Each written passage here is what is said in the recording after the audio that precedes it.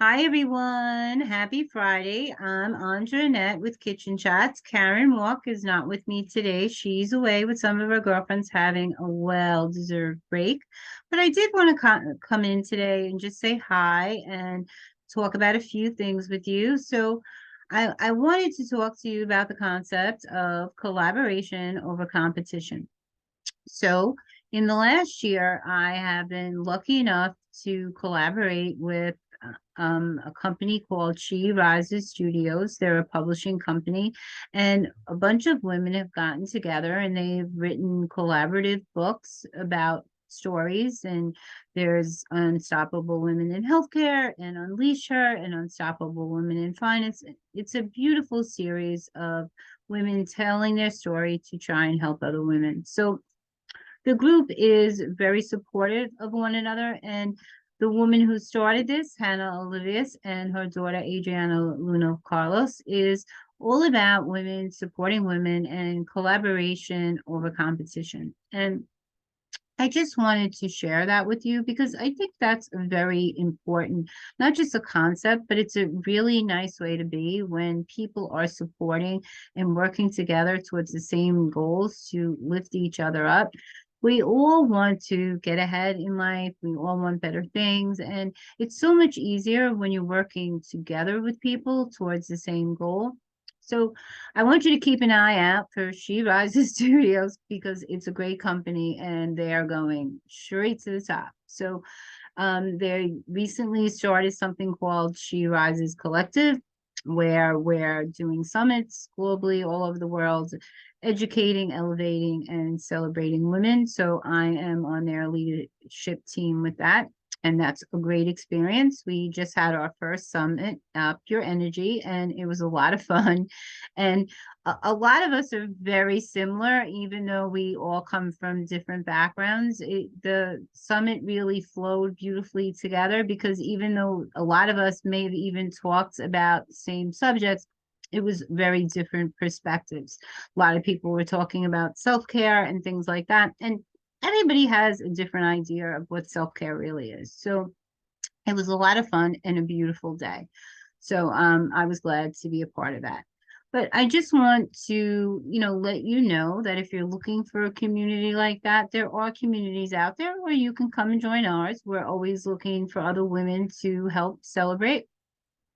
It's really nice to, when I was growing up, sometimes women were very catty and there was a lot of competition, and it really shouldn't be that way.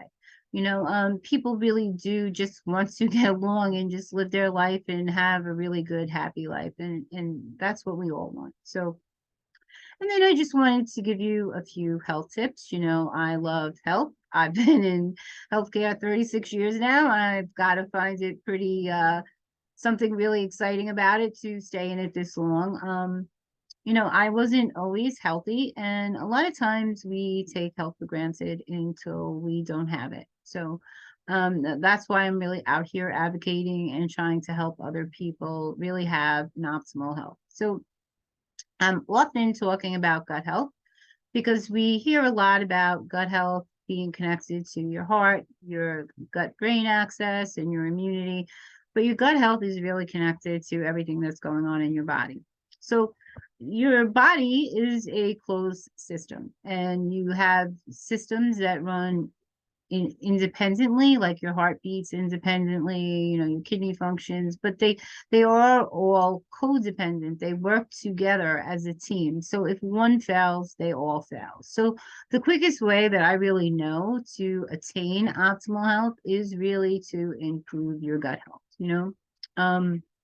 Your gut runs from your mouth to your anus, and it really is connected to everything else that's going on in your body. It's directly connected to your thyroid, your adrenals. They all work together to support one another. So, some of the things that you can do, I'm sure you hear a lot about this out there today. Everybody's talking about gut health, is to really eat those green leafy vegetables, and you want a wide variety. So, there's something called leaky gut. This is really my area of specialty. This is what I really love. I was one of those people that suffered from it. And what leaky gut is you have a barrier in your gut that protects you. So it keeps things in and helps them pass outside your body. So in leaky gut, what happens is you have tight strands that form that barrier, that gatekeeper in your barrier that protects you in your gut.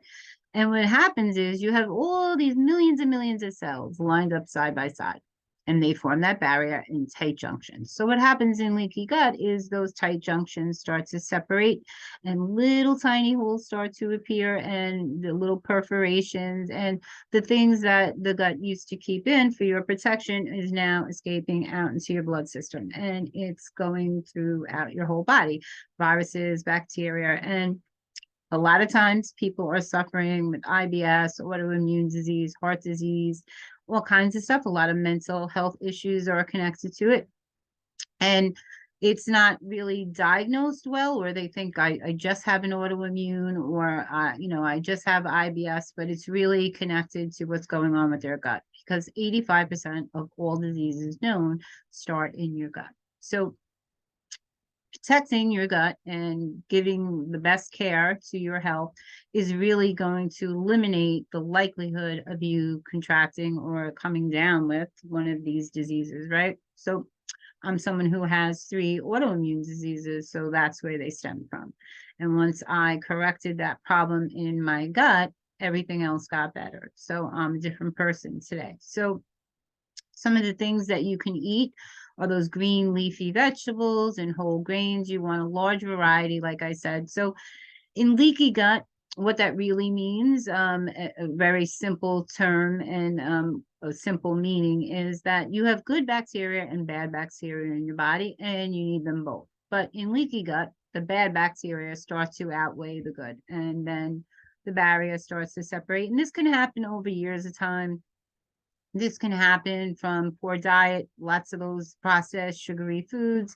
It can happen from environmental causes. It can happen from antibiotics. It can happen from ibuprofen use. There's a lot of different things that can really cause this. But the best thing that you can do is take preventative actions and eat well, sleep well, hydrate, do all those things that we're always telling you to do, because that is your prevention. So those green leafy fruits and vegetables are and the whole grains, those are prebiotics. Now, they're not processed well by the body or broken down by the body well.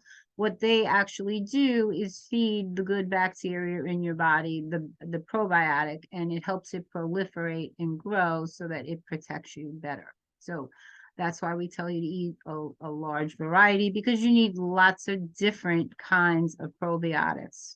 Okay, so there's also fermented foods that you can eat: tempeh, kombucha, olives, sauerkraut. My favorite is kefir. I love it. Kefir is a yogurt type drink, and it has a lot of probiotics in there. 20 billion different kinds. So it tastes like yogurt. I usually mix it in with my smoothies, and I love it. So, and it really keeps me healthy. So I try to have it as often as I can, daily, actually. So one of the autoimmune diseases that I have was thyroid. I have Hashimoto's autoimmune version of hypothyroidism, and it makes you very constipated. Well, kefir keeps you very regular and keeps everything flowing. So it was a saving grace for me, because it's very uncomfortable when you're not moving your bowels. I don't know how many people like not going to the bathroom for a week or so at a time, but it was very uncomfortable for me. So I'm trying to share, honestly. I know that a lot of people may not feel comfortable hearing about it, but it is an everyday occurrence. So I just want to put that out there. So taking care of your health is a gift. Life is a gift. Your health is a gift, and a lot of times we take that for granted. So we're always telling people to drink water and get plenty of sleep. You need rest. If people are trying to lose weight, especially if you're tired, there's more of a chance that you're going to reach for those sugary substances to give you energy, because your body craves sugar. That's your brain needs sugar, and your body breaks everything down into sugar to give you fuel known as energy. So It helps you to sleep well. We don't think well when we're not sleeping well. And a lot of people drive tired all the time, and that's actually worse for your health than driving drunk, and it's more unsafe. So just want to put that out there. But I just wanted to give you a few tips, and Karen and I are here just trying to really give you help in whatever area you're looking for in your health. We know that it's very difficult to always get those answers that you need for your doctor. So her and I have been doing this a really long time, and we love what we do. I have been in healthcare 36 years this year, and I absolutely love what I do. So, if we can help in any way, if you're having trouble with housing issues, or you're having trouble having enough quality food or anything like that, you can certainly reach out to us and we can connect you to resources. We're here as a resource, but we certainly have ways of getting you to the resources you need. So please don't be afraid to reach out. It's all about helping one another. That's what life is really about. Okay. So I hope you're having a great day. I just wanted to come in and say hi, and I will see you again next week with my good friend Karen. Have a great day, guys. Take care.